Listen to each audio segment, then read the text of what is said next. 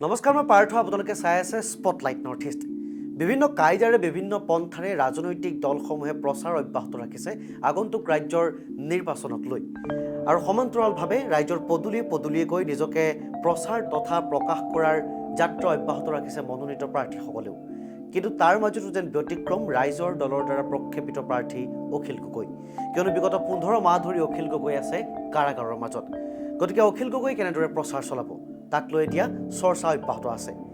উল্লেখযোগ্য যে এখন জীপত উঠি সহস্ৰ বা হাজাৰ সমৰ্থকক লগত লৈ যিদৰে বাকীসকল লোকে প্ৰচাৰ অব্যাহত ৰাখিছে, অখিল গগৈ তেনেদৰে প্ৰচাৰ অব্যাহত ৰাখিব পৰা নাই। গতিকে অখিল গগৈ হাতত লৈছে এক অভিনৱ পন্থা। কাৰাগাৰৰ ভিতৰৰ পৰাই তেওঁ চিঠি লিখিছে। উল্লেখ্য যে কিছুদিন আগে অখিল গগৈ কাৰাগাৰৰ ভিতৰৰ পৰা লিখা এখন চিঠিক লৈ চৰ্চা অব্যাহত হৈছিল ৰাজ্যৰ ৰাজনৈতিক মহলত। উপদেষ্টা পদৰ পৰা অব্যাহতি লৈছিল ডক্টৰ হীৰেণ গোহাঁই। পৰৱৰ্তী সময়ত আজি শেহতীয়াকৈ পুনৰ এখন চিঠি লিখিছে কাৰাগাৰৰ ভিতৰৰ পৰা অখিল গগৈ। কি আছে চিঠিখনৰ মাজত, কি লিখিছে অখিল গগৈ চিঠিখনত ৰাইজসকলক উদ্দেশ্যি চাওঁ আহক। নমস্কাৰ সাংবাদিক বন্ধু বান্ধৱীসকল, আপোনালোকে তো জানেই অখিলৰ অৱস্থান। তেওঁ শিৱসাগৰ সমষ্টিৰ 108 নম্বৰ বিধানসভা সমষ্টি শিৱসাগৰৰ পৰা প্ৰাৰ্থী যদিও নিজে গৈ কেম্পেইন কৰাৰ প্ৰচাৰ কৰাৰ কোনো উপায় নাই, তেওঁ কাৰাগাৰ বন্দী। তেওঁ এই সময়ত অসমৰ ৰাইজলৈ এখন চিঠি লিখিছে, মুকলি চিঠি।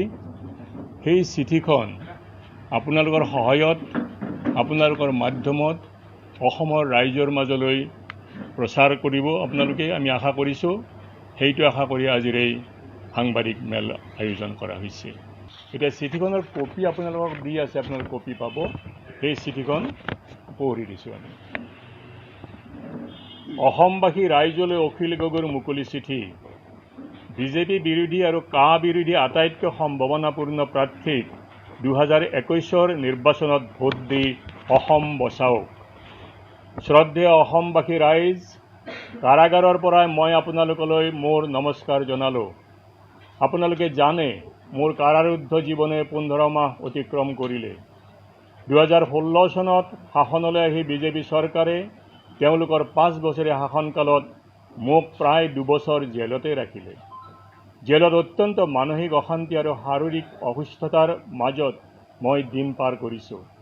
মই নাজানো মোৰ ভৱিষ্যত কি, কিন্তু মই বুজি উঠিছোঁ যে বিজেপিৰ শাসনত অসম আৰু অসমবাসীৰ ভৱিষ্যত একেবাৰে অন্ধকাৰ।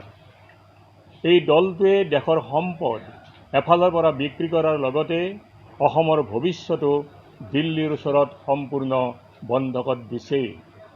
সেয়ে 2021 চনৰ বিধানসভা নিৰ্বাচনত বিজেপি মিত্ৰজোঁটক আমি আটায়ে মিলি পৰাভূত কৰিব লাগিব। এয়া আমাৰ জাতীয় দায়িত্ব, সময়ৰ আহ্বান।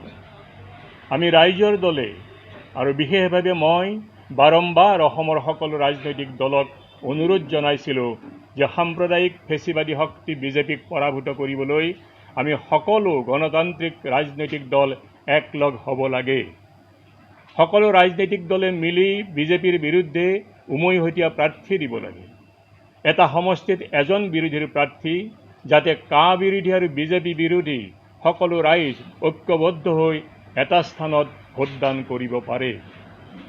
অসমৰ স্বাভিমান ৰক্ষা কৰিবলৈ আৰু অসমবাসীৰ স্বাৰ্থক সুৰক্ষা দিবলৈ বিজেপিক পৰাভূত কৰাটো অপৰিহাৰ্য বুলি মই ভাবোঁ। শংকৰাজানৰ সমন্বয়ৰ অসমক উগ্ৰ হিন্দুত্ববাদী ভুৱা দেশপ্ৰেমী বিজেপিৰ পৰা ৰক্ষা কৰিব লাগে বুলি মই ভাবোঁ। তাৰ বাবে আমি অসম জাতীয় পৰিষদৰ সৈতে আন্তৰিকতাৰে যোগাযোগ ৰক্ষা কৰিছিলোঁ। দেশৰ বিশেষ পৰিস্থিতিত সাম্প্ৰদায়িক ফেচিবাদী শক্তি বিজেপিক পৰাভূত কৰাৰ স্বাৰ্থত ভাৰতীয় জাতীয় কংগ্ৰেছৰ লগতো আলাপ আলোচনা চলাইছিলোঁ। অন্যান্য দলৰ লগতো বাৰম্বাৰ আলোচনাত মিলিত হৈছিলোঁ। মুঠতে মোৰ জেল জীৱনৰ সীমিত স্বাধীনতাৰ মাজত মই আপ্ৰাণ চেষ্টা কৰিছিলোঁ কা বিৰোধী একোজনকৈ উমৈহতীয়া প্ৰাৰ্থী থিয় কৰাবলৈ। পিছে হঠাতে বহুতে ওলোটা খৰ মাৰিলে, বদনাম পৰিল আমাৰ ওপৰতহে। জেলত থকা বাবে মই সঠিক সময়ত ৰাইজক কথাবোৰ জনাব নোৱাৰিলোঁ। পিছে তথ্যপাতি আৰু সাক্ষীবাদী সকলো আমাৰ ওচৰত মজুত আছে। কিয় এজন কিয় এজন উমৈহতীয়া প্ৰাৰ্থীৰ সিদ্ধান্ত নহ'ল? মই আপোনালোকক স্পষ্টভাৱে জনাওঁ যে বিৰোধীৰ উমৈহতীয়া প্ৰাৰ্থীৰ বাবে আমাৰ ফালৰ পৰা সকলো চেষ্টাই কৰা হৈছিল। উমৈহতীয়া প্ৰাৰ্থিত্বৰ সিদ্ধান্তও হৈছিল।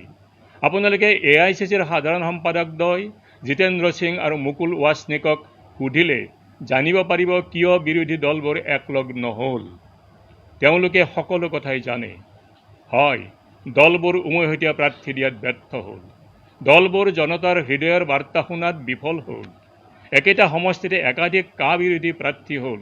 জনতা কিছু পৰিমাণে ক্ষুব্ধ আৰু বিভ্ৰান্ত। কিন্তু তাৰ পাছতো আমি হতাশ হ'লে নহ'ব। আমি এতিয়াও এটা পথ উলিয়াব লাগিব আৰু জাতিদ্ৰোহী তথা জনগণ বিৰোধী বিজেপি মিত্ৰজোঁটক যেনে তেনে পৰাভূত কৰিব লাগিব। 2021 চনৰ নিৰ্বাচন অসমীয়া জাতিৰ জীৱন মৰণৰ যুঁজ, অস্তিত্ব ৰক্ষাৰ সংগ্ৰাম। শ্ৰদ্ধেয় ৰাইজ, মই আপোনালোকক অনুৰোধ জনাওঁ, ৰাজনৈতিক দলবোৰে ভুল কৰিলেও ৰাইজে সেই কথাত প্ৰশ্ৰয় নিদিব। ৰাইজে নিৰ্ভুল সিদ্ধান্ত ল'ব লাগিব। ৰাইজৰ দলে প্ৰথম আৰু দ্বিতীয় পৰ্যায়ৰ নিৰ্বাচনত সৰ্বমুঠ 86টা সমষ্টিৰ মাত্ৰ 21টা সমষ্টিতহে প্ৰাৰ্থী দিছে। তাৰ পাছতো তাৰে 20টা আছে, কিন্তু 21টা আচলতে হ'ব। সেইটো কাইণ্ডলি এইটো কাৰেক্ট কৰিব পাৰে, 21টা প্ৰাৰ্থী হ'ব প্ৰথমতে। এটা সৰ্বমুঠ 86টা সমষ্টিৰ মাত্ৰ 21টা সমষ্টিতহে প্ৰাৰ্থী দিছে। তাৰ পাছতো তাৰে এটা সমষ্টিৰ পৰা প্ৰাৰ্থিত্ব প্ৰত্যাহাৰ কৰা হ'ল। এয়া আমাৰ ত্যাগ, বিজেপিক বিদায় দিবলৈ সৰ্বোচ্চ ত্যাগ। আমিও অসমৰ প্ৰতিটো সমষ্টিতে প্ৰাৰ্থিত্ব দিব পাৰিলোহেঁতেন, কিন্তু দিয়া নাই। তাৰ বাবে দলৰ অভ্যন্তৰত অনেক বিদ্ৰোহ হৈছে। যিকেইটা সমষ্টিত দিছোঁ তাতো ভাবি চিন্তি উপায় নাপায় জনসংখ্যাৰ গাঁথনি লক্ষ্য কৰি প্ৰাৰ্থিত্ব দিয়া হৈছে। মই নিজেই মৰিয়নি সমষ্টিৰ পৰা মোৰ প্ৰাৰ্থিত্ব উঠাই লৈ বিজেপি বিৰোধী শক্তিক একলগ কৰিবলৈ সিদ্ধান্ত ল'লোঁ। মৰিয়নিবাসী ৰাইজ আমাৰ এই সিদ্ধান্তত ক্ষুব্ধ হ'ল, কিন্তু দেশৰ স্বাৰ্থত আমি 86টা সমষ্টিৰ কেৱল 21টাতহে প্ৰতিদ্বন্দ্বিতাৰ সিদ্ধান্ত ল'লোঁ। আমি ভাবোঁ উজনি আৰু উত্তৰ অসমৰ সমষ্টি কেইটাতহে বিজেপিৰ কিছু জনসমৰ্থন আছে বা জিকাৰ সম্ভাৱনা আছে। গতিকে আমি ভেটা দিবলৈ সকলো কৰিলোঁ। দুৰ্ভাগ্যৰ কথা, আমাৰ এই সীমিত সমষ্টিসমূহতো আমাৰ প্ৰাৰ্থীৰ বিৰুদ্ধে আঞ্চলিক দল তথা ৰাষ্ট্ৰীয় দলে প্ৰাৰ্থিত্ব দিলে। আনকি ৰাজহুৱা প্ৰতিশ্ৰুতিৰ পাছতো মোৰ বিৰুদ্ধেও প্ৰাৰ্থিত্ব দিয়া হ'ল। শ্ৰদ্ধেয় ৰাইজ, এতিয়া এটাই পথ খোলা আছে। অসমৰ ভৱিষ্যত এতিয়া আৰু ৰাইজৰ ওপৰত নিৰ্ভৰ কৰিব। ৰাজনৈতিক দলবোৰে দূৰদৰ্শিতা দেখুওৱাত ব্যৰ্থ হ'ল। বিৰোধীৰ একাধিক প্ৰাৰ্থী একেটা সমষ্টিতে দিলে, কিন্তু ৰাইজে এই ক্ষেত্ৰত এটা নিৰ্ণায়ক সিদ্ধান্ত ল'ব লাগিব। এনে পৰিস্থিতিত কেৱল ৰাইজেহে অসমক বচাব পাৰে। এয়া ৰাইজে সিদ্ধান্ত লোৱাৰ সময়, সঠিক আৰু কঠোৰ সিদ্ধান্ত। বিজেপি মিত্ৰজোঁট বিৰোধী আটাইতকৈ শক্তিশালী প্ৰাৰ্থীজনক বাছি উলিয়াওক। যিজন শক্তিশালী প্ৰাৰ্থীয়ে বিজেপিক পৰাভূত কৰিব পাৰিব, তেওঁকে ৰাইজে একেলগে ভোট দিয়ক। সম্ভাৱনাপূৰ্ণ প্ৰাৰ্থীজনক ভোট দিয়ক। মোৰ বিনম্ৰ অনুৰোধ, আপোনাৰ অসমৰ প্ৰতিটো বিধানসভা সমষ্টিত বিজেপি বিৰোধী বিৰোধী আটাইতকৈ শক্তিশালী প্ৰাৰ্থীজনক ৰাইজে উমৈহতীয়াভাৱে ভোট দি বিজেপিক পৰাভূত কৰক। মই আপোনালোকক বাৰম্বাৰ অনুৰোধ কৰোঁ, অসমক ৰক্ষা কৰাৰ স্বাৰ্থত ভুলতো যেন বিজেপি দলক ভোটদান নকৰে। এয়া মোৰ অন্তৰৰ আহ্বান।